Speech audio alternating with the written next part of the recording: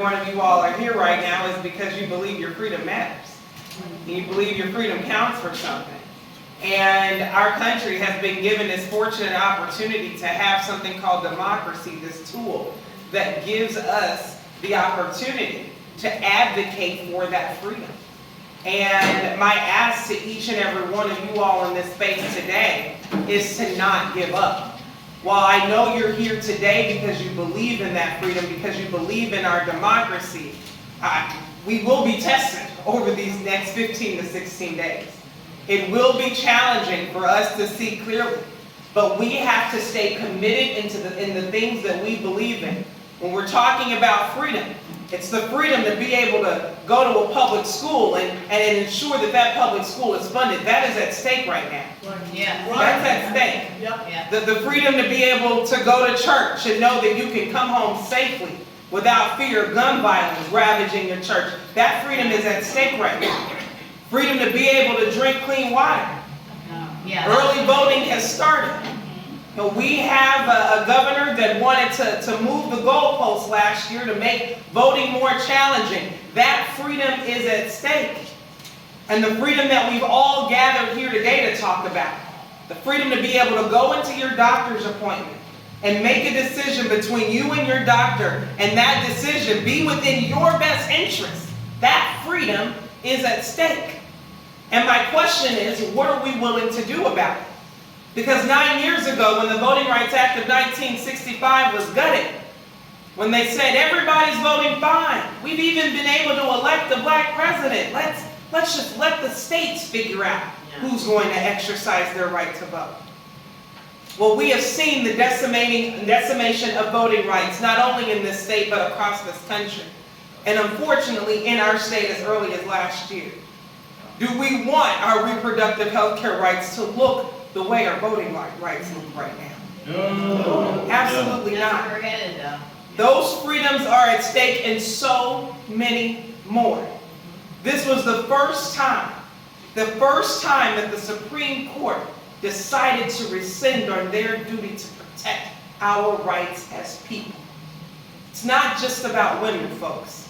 It's about all of us. Our rights as people. This is a battle that was already fought and won, and so many folks across the state are thinking, why do we have to fight it again? Well, this man behind me went to the March on Washington and shouted, "Let freedom ring, let freedom ring, let freedom ring." His wife, perhaps she was a little smarter, came behind him. Coretta Scott King said, "Freedom is never really won. You earn it and you win it at every generation." That's right. That's well, right. Here we are. Yeah. Here we are.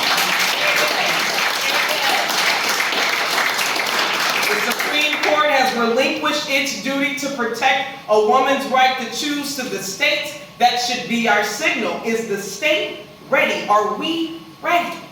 Are we willing to carry this load? Even though it may be challenging.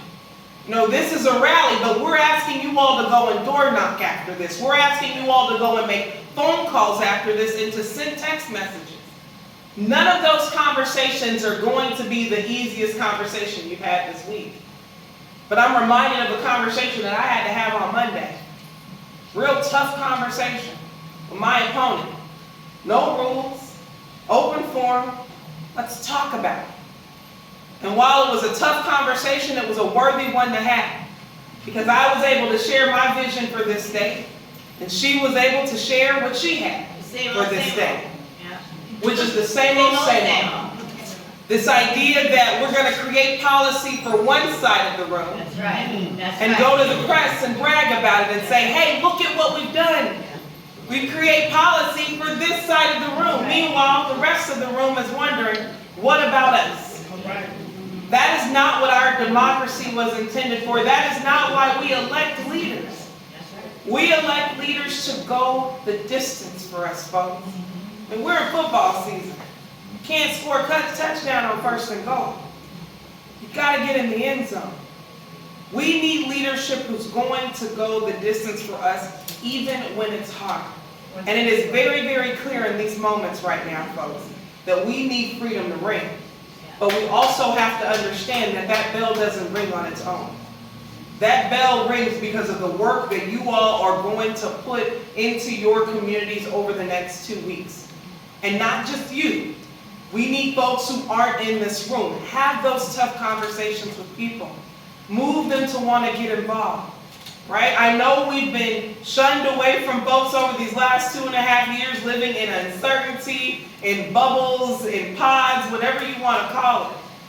But I know now more than ever that we need each other whether we like it or not. That's right. Somebody needs you to knock on their door today. Yeah, that's right. Somebody needs you to make a phone call today because they may think that they're alone.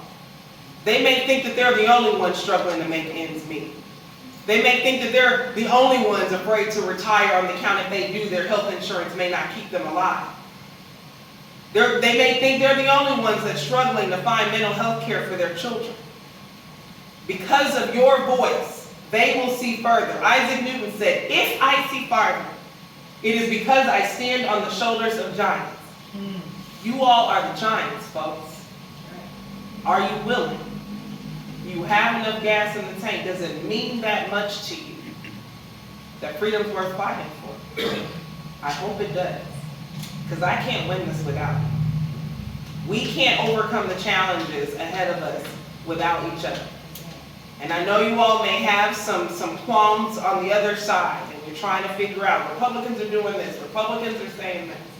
Let's not adhere to those distractions. Your candidate is not in belief of defund the police. Just put it to the side.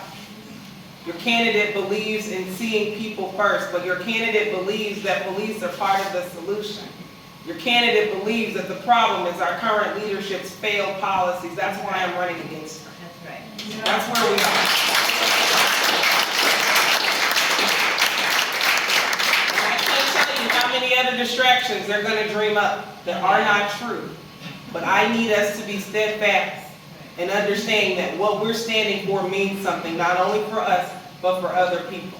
We just got to be willing. Thank you all so much. DeJear,